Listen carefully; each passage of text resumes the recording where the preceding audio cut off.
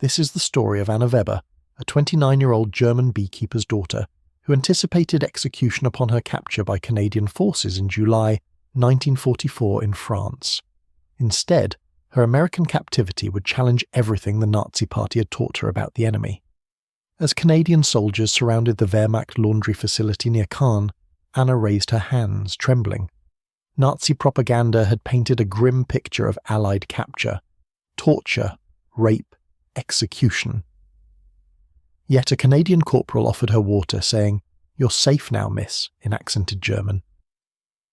Two other German women from the laundry facility huddled nearby, weeping. The Canadian separated them from Wehrmacht soldiers, but there were no beatings, and their hands were zip-tied with canvas, not wire. Anna's heart hammered. She suspected a trick, expecting cruelty to follow. 3 hours later, in a military truck, a freckled Canadian medic, barely 20, shared chocolate bars with Anna and the other two terrified civilian women. The simple act of kindness, a taste of real chocolate unheard of since 1942, disoriented her. At a French school-turned-processing centre, Canadian military police were professional, methodical. A female Canadian nurse tended to a German woman's blistered feet with gentle efficiency. The stark contrast to Nazi promises of Allied savagery left Anna dizzy.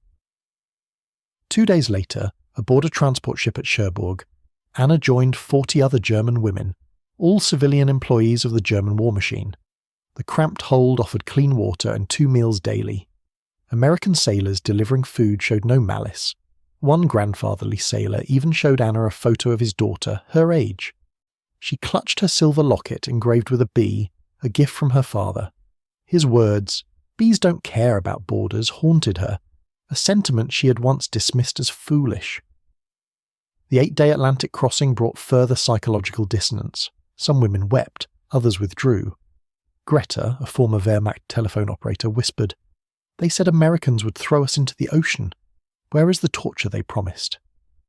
Anna had no answers. If the Allies weren't monsters, what did that make Germany's cause? The thought itself felt dangerous. On September 12, 1944, the transport ship docked in New Orleans.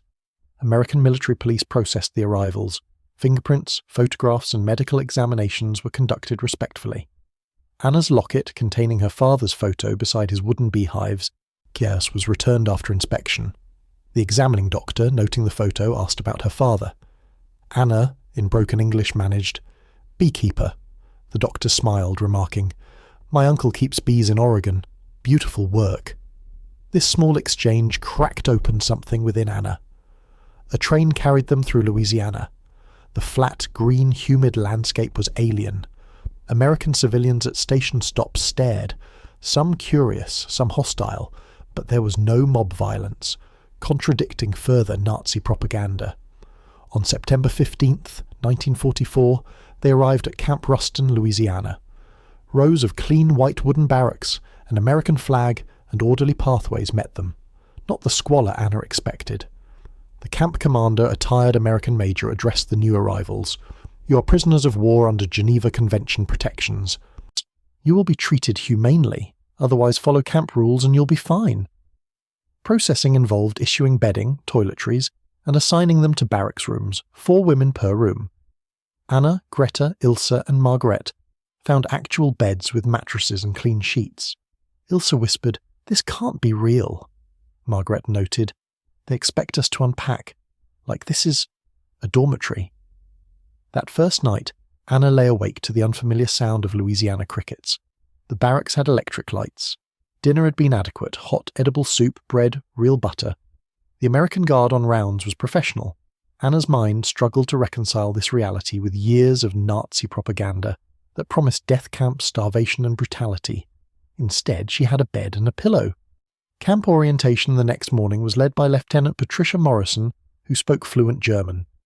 She outlined daily routines, meals, work assignments, free time, a library of German books, censored letters home, and Sunday church services with Lutheran and Catholic chaplains. Anna listened with increasing confusion. Was this imprisonment? Work assignments varied. When Lieutenant Morrison reached Anna's name, she paused. Anna Weber, listed here as civilian auxiliary, but previous occupation, beekeeper's daughter. You worked with bees? Anna's heart leaped. Yes, my family. We had apiaries. I know bees. I did laundry for Wehrmacht only because... She trailed off, thinking of her failing family farm and the party's demands. Morrison noted her skill for future reference, but assigned Anna to kitchen duty for now. The kitchen work was familiar. Peeling vegetables, washing dishes, preparing meals. The American cooks were firm but not abusive.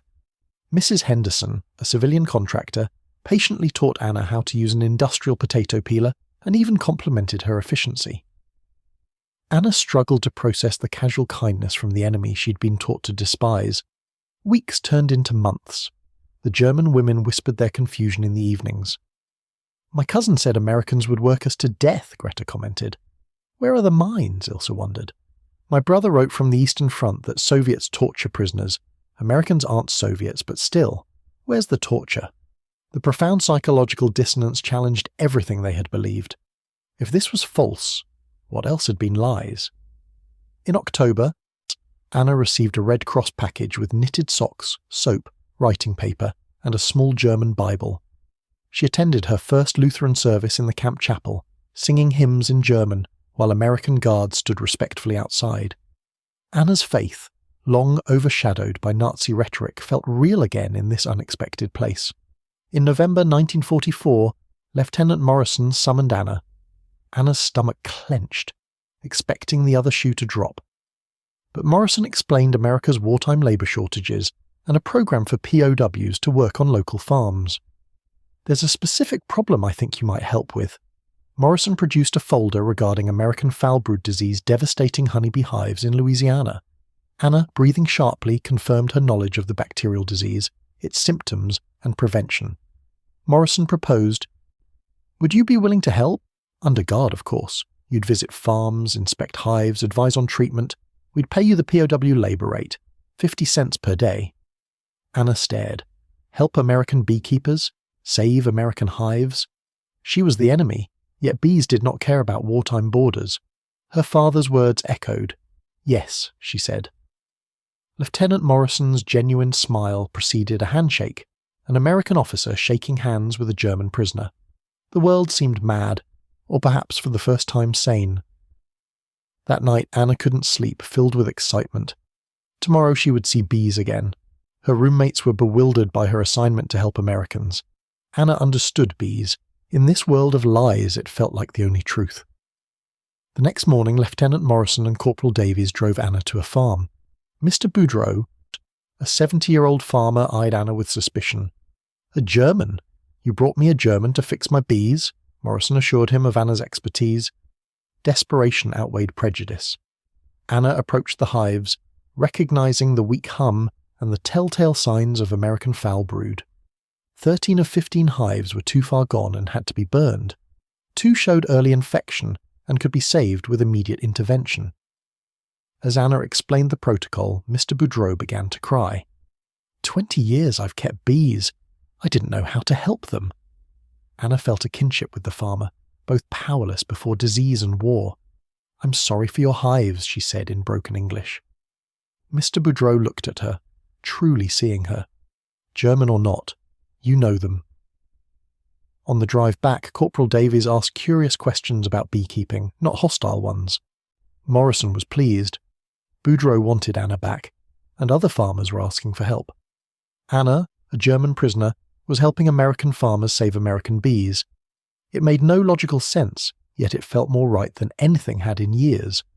Nazi propaganda had promised monsters, but America had offered purpose, allowing her to be who she truly was, a beekeeper. That night she wrote home, "Dear Papa, today I touched hives again. The bees sound the same in America as they do in Bavaria. I think maybe that's all that matters now, the sound of bees and the honest work of keeping them alive." In April 1945 at Camp Ruston, Louisiana, 29-year-old Anna Weber, daughter of Bavaria's most respected beekeeper, found herself making weekly escorted trips to Josiah Caldwell's 70-acre farm. Then her delicate work quickly reversed the catastrophic regional colony collapse, which saw honey production down 73% and crop failures looming. Mr. Caldwell's apiary, once boasting 42 thriving hives, had dwindled to 11 struggling colonies.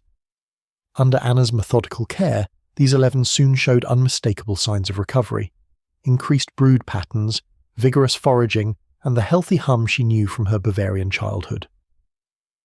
Anna's impact rapidly spread. Josiah Caldwell, initially hostile with skepticism, brought his neighbour Thomas Reardon to observe her work in late April. Reardon, a commercial apiarist who had lost 80% of his colonies, watched as Anna systematically examined his surviving hives. She identified American foulbrood, or improper hive spacing contributing to poor ventilation in Louisiana's humidity, and a lack of diverse early blooming wildflowers. Through Private Morrison, the camp interpreter, Anna explained Bavarian techniques, wider hive entrances for prevailing winds, frames spaced for bee biology, not human convenience, and the deliberate cultivation of sequential blooming plants for year-round pollen. Reardon, desperate, listened intently. Within days, Anna was supervising the reconstruction of his entire apiary, her guards awkwardly observing as she directed American farmers using methods perfected over generations in the Bavarian Alps. By June, Anna, the German POW woman who understood bees, became a local legend in Ruston's agricultural community. Her weekly excursions expanded to multiple farms. She taught Louisiana farmers to distinguish between European and American foulbrood, to interpret the complex communication of forager bees, and to understand that healthy hives required nutritionally complex, diverse wildflower pollens, not just sugar water. Farmers, initially suspicious, watched as this slender woman in her modified POW uniform moved among the hives with absolute confidence. Bare-handed, her movements calm and deliberate. Aggressive bees grew docile under her touch. She explained, through Morrison's increasingly fluent translation, that bees sensed fear and responded to confidence, echoing her father's teaching that bees were partners, not pets or livestock. Treat them with respect and address their needs, and they would thrive. The results validated her methods. By July, Caldwell's 11 recovering hives had naturally split into 23 healthy colonies, nearing pre-collapse honey production. Thomas Reardon's commercial operation, reorganised per Anna's specifications, achieved an astonishing 68% recovery rate, unheard of in a region where most beekeepers had abandoned the profession. Other advised farmers reported similar transformations. The Louisiana Agricultural Extension Service dispatched Dr. Harold Pennington, a Cornell-trained entomologist, to investigate. Expecting exaggerated claims, he found Anna demonstrating the split hive technique, explaining how dividing strong colonies prevented swarming and controlled disease. Dr. Pennington immediately recognized that Anna possessed knowledge beyond his university training. He requested, via Morrison, if she would visit other struggling apiaries. Anna, a prisoner but unwavering in her father's daughter's duty, quietly nodded. Abandoning bees to preventable disease was unthinkable. The American community's response shifted from desperation to reverence. Farmers who had lost sons to German bullets now learned from a German woman how to salvage their livelihoods. In August, Mrs. Martha Caldwell, Josiah's wife, arrived at the camp fence with a mason jar of honey from the recovered hives. Though she spoke no German and Anna minimal English, Mrs. Caldwell pressed the jar into Anna's hands, tears streaming, as she whispered, "Thank you." Her son had died at Anzio. Anna held the golden Louisiana honey, so different from the dark Bavarian forest honey of her childhood, and understood the immense cost of this gift, the willingness to see humanity in an enemy. Anna whispered "Danke" and wept, mourning not only her own losses but the tragic waste of a war that had made enemies of potential friends. Major Robert Hastings, the camp commander, recorded the significant transformation in his monthly report to the Provost Marshal General's office. POW Anna Weber, previously a low-priority agricultural labourer, was now a critical consultant stabilising the regional agricultural economy. He recommended expanding her supervised access and documenting her techniques for wider application. The recommendation was approved. Anna began teaching beekeeping fundamentals to other German POWs interested in agriculture and to American farmers' sons too young for service, but old enough to learn a crucial skill. These Saturday afternoon classes utilised observation hives borrowed from Mr. Caldwell, with Private Morrison translating. Young men whose fathers might have died in the war learned from a German woman whose own father was likely dead in Bavarian ruins. Unlikely friendships blossomed. Thomas Reardon, whose initial hostility was palpable, began bringing Anna gifts: a new hive tool, a beekeeping journal, and a German-English dictionary, which brought Anna to tears of gratitude, her self-taught English from borrowed newspapers noted by Reardon. Dr. Pennington gained permission for extensive interviews with Anna on Bavarian beekeeping techniques. 3 long afternoons were spent in consultation, Pennington filling notebooks with her detailed explanations of seasonal hive management, disease prevention, and the 4-generation developed wildflower cultivation practices. He told her, through Morrison, that her knowledge preserved agricultural wisdom being lost to American farming mechanization. Anna replied that her father always taught beekeeping was partnership, not farming. You cannot force bees to produce, only create conditions for them to thrive. The cultural exchange deepened further. Under guard supervision, Anna taught Mrs. Caldwell to make traditional Bavarian honey cake, a grandmother's recipe. Martha meticulously recorded measurements and instructions. The dense, spiced honey cake became a local sensation, Martha always crediting Anna's German recipe when baking for church functions. Anna, in return, learned to make American biscuits and gravy, foreign to her Bavarian palate but comforting in their simple abundance, and she learned English phrases like strong colony, good foraging, and healthy brood pattern from the farmers. They in turn learned German words such as Bienenstock, hive, Honigwab, honeycomb, and Schwarm, swarm. The shared vocabulary of beekeeping dissolved language barriers. Other German POWs observed Anna's transformation from isolated prisoner to valued community member with a mix of hope and uncertainty. Some were inspired. Greta Hoffmann, from an orchard-owning family near Berlin, shared advice on fruit tree cultivation, while Klaus Weber, no relation, a former dairy farmer, assisted local ranchers with cattle breeding. The camp atmosphere gradually shifted. Guards, previously maintaining strict professional distance, began asking POWs about their pre-war lives, families and skills. In August, Captain James Whitmore, the camp's deputy commander, organised a German-American cultural evening. POWs demonstrated traditional crafts, and American soldiers shared their family traditions. Anna taught beekeeping basics, an American sergeant taught square dancing. The evening concluded with both groups singing Stille Nacht/Silent Night together, the one song universally known, prompting open tears from men on both sides. As summer progressed, Anna's situation grew more complex. Sporadic letters from Germany detailed apocalyptic destruction. Hamburg, where her sister's family lived, was rubble. Her father's Bavarian apiaries were destroyed in the final chaotic weeks of fighting. Hives ransacked by starving refugees, wildflower fields trampled by retreating Wehrmacht and advancing Americans. Her father was missing, likely dead. Reading these letters in her barracks, Anna felt crushing guilt over her safety. She had food, shelter, purpose, and even friendship, teaching American farmers to save their bees while German children starved in bombed cities. The injustice of her circumstances, safe while her homeland burned, made sleep difficult. Yet, working among the hives, teaching young American men the skills her father taught her, she felt his presence and heard his voice. Bees don't recognize borders, Anna. They fly where flowers grow. Your knowledge is meant to be shared. September brought both triumph and looming uncertainty. The Louisiana honey harvest, predicted to be the worst in recorded history by the Agricultural Extension Service, exceeded expectations in every region Anna had consulted, missed her. Caldwell's production reached 86% of his pre-collapse average. Thomas Reardon's commercial operations stabilized enough to fulfill pollination contracts for the coming year. The other 8 apiaries Anna advised reported similar recoveries. Dr. Pennington published a report in the Journal of Economic Entomology, crediting traditional European hive management techniques introduced by civilian consultant for the recovery. Though he couldn't officially name a German POW, the agricultural community understood. Anna received a formal letter of commendation from the Louisiana Department of Agriculture, addressed to Miss Anna Weber, agricultural consultant. She carefully framed this impossible document, recognizing her expertise while ignoring her enemy prisoner status. The farmers she had helped passionately discussed her future, both touching and frightening Anna. Mr. Caldwell approached Major Hastings with a formal proposal. Could Anna remain in Louisiana post-war as a contracted agricultural consultant? Thomas Reardon offered to sponsor her immigration to avoid or delay German repatriation.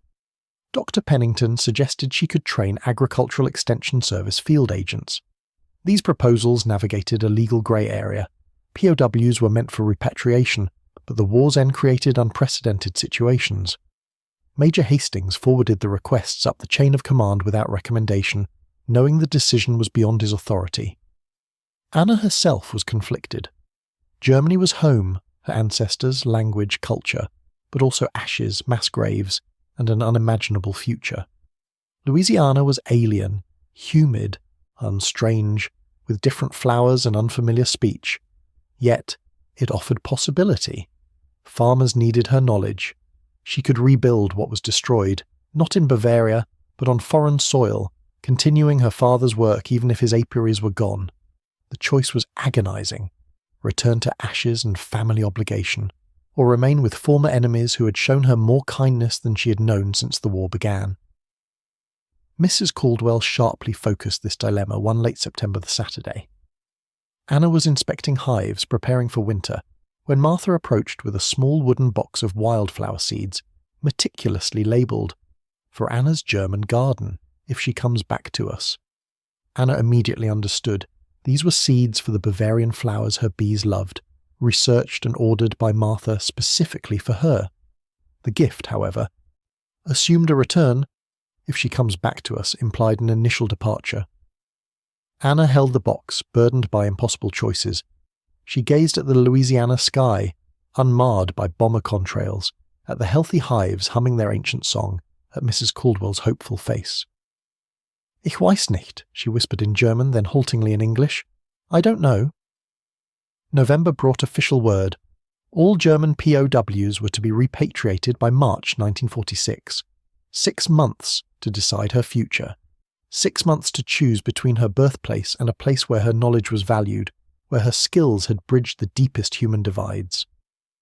The farmers presented a final petition to Major Hastings, signed by 43 families, requesting Anna's permitted return after mandatory repatriation.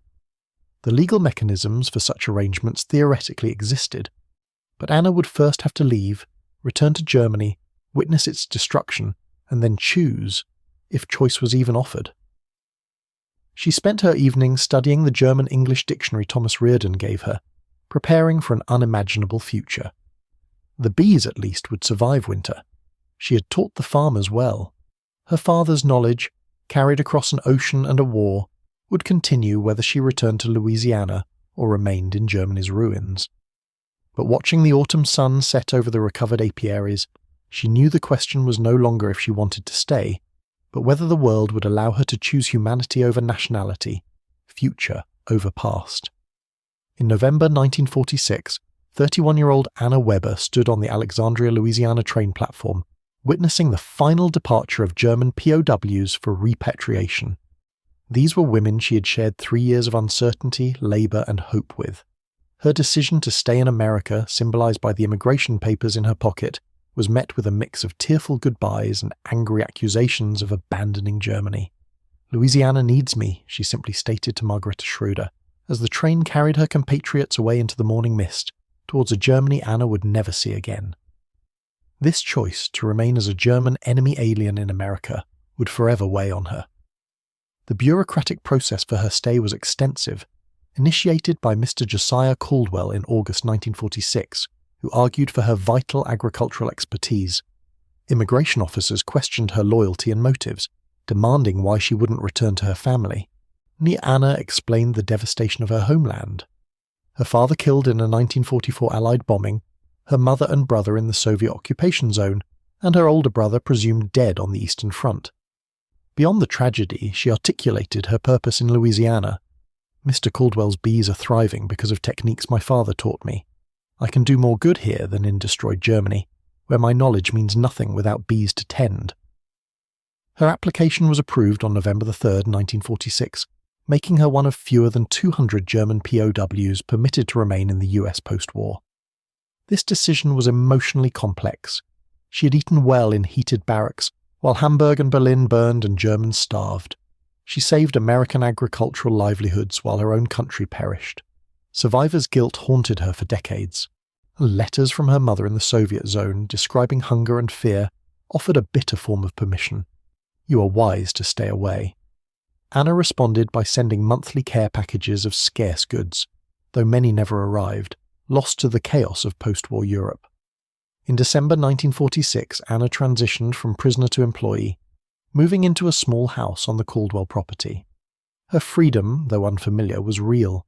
She immersed herself in the apiaries, her European techniques, selective breeding, strategic hive placement, sustainable harvesting, proving transformative. By spring 1947, Caldwell's operation expanded from 50 to 120 hives, tripling honey yield. Local farmers took notice, leading Anna to teach weekend workshops, a German woman instructing skeptical Louisianans in the art her Swabian father had perfected. Not everyone accepted her readily. Some locals harboured bitter memories of the war, leading to derogatory comments like, "Nazi teaching us about bees." Anna, understanding the fresh wounds, never retaliated. The bees, however, cared nothing for nationality or politics. Acceptance, though gradual, came through undeniable results. Farmers adopting her methods saw 40% increased hive survival rates and doubled honey production. By 1948, Anna Weber's techniques were standard practice in 3 Louisiana parishes. She met Samuel Caldwell in spring 1948. Returning from the Pacific in late 1945, Samuel, 28, managed the farm's cotton, while his father focused on the burgeoning apiary. His war experience allowed him to appreciate Anna's quiet competence and courage. Their courtship was careful, aware of community scrutiny. They married on June 12th, in 1950, in a small Baptist ceremony, attended by half the congregation while the other half conspicuously stayed away. Anna, in a simple blue dress, spoke her vows in accented English, becoming Anna Weber Caldwell. Her US citizenship would be finalized in 1953. Their marriage was happy, producing 3 children, Josiah Jr. 1951, Margaret 1953, and Thomas 1955. Anna ensured they were bilingual, speaking German at home despite some neighbours' disapproval. She taught them beekeeping with the same reverence, precision, and love her father had taught her, instilling in them an understanding of the complex hive society. Samuel fully supported her, proud of her expertise and the respect she earned from the farming community. Anna's influence grew throughout the 1950s and 60s. She became an LSU agricultural extension consultant, teaching commercial beekeeping statewide. In 1962, LSU published her beekeeping manual, which became a standard text for southern beekeepers. It incorporated her father's breeding techniques, her innovations, and her detailed illustrations, remaining in print until 1989. She maintained discretion about her POW past, simply stating she was from Germany when asked about her accent, reserving the full story for close family. She meticulously kept German journals, a habit from her POW years, filled with bee observations, personal reflections on her grief for Germany, gratitude for Louisiana, and complex feelings about aiding America while her homeland suffered. "I am traitor and patriot both," she wrote in 1957. "Both truths live in me." These journals, a trunk of leather-bound volumes, remained unread in her bedroom for decades. Anna never returned to Germany. Her mother died in 1961 in East Germany.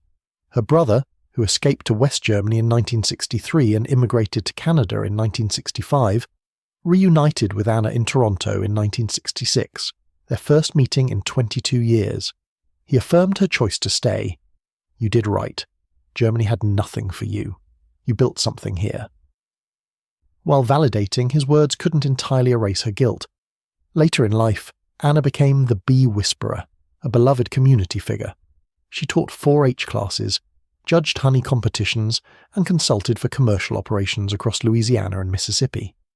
Younger farmers, oblivious to her German origins, knew her simply as Mrs. Caldwell, the unparalleled bee expert.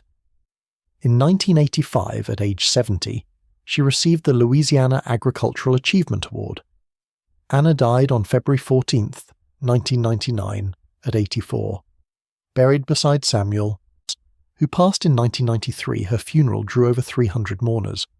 The pastor praised her agricultural contributions and gentle spirit, unaware of her POW past, a story locked within her German journals.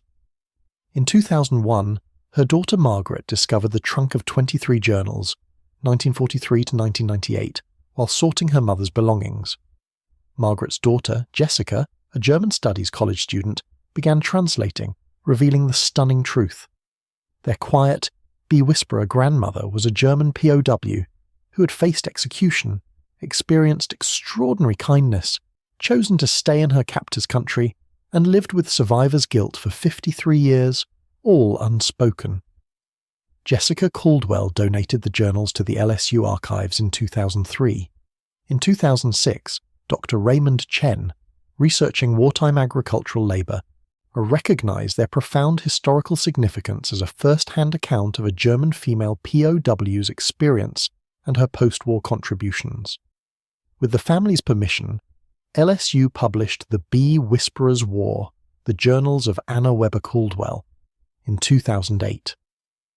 The book contextualized her story within the history of German POWs in America, women's war experiences, and agricultural development.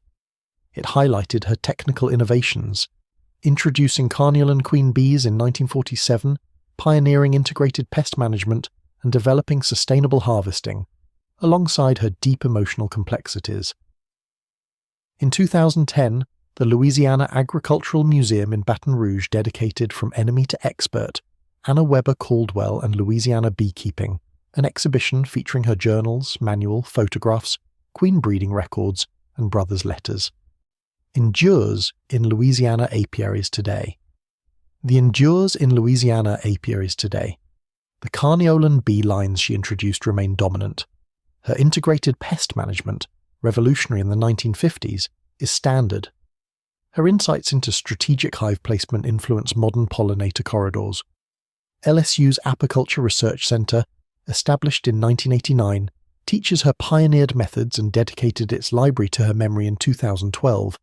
Her manual is now digitized and freely available, her queen-rearing techniques employed by commercial operations across the South.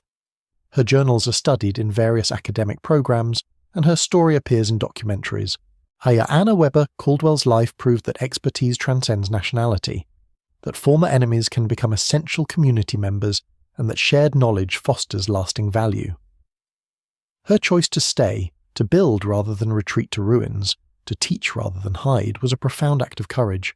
Her gravestone simply reads, Anna Weber Caldwell, 1915 to 1999, beloved wife, mother beekeeper.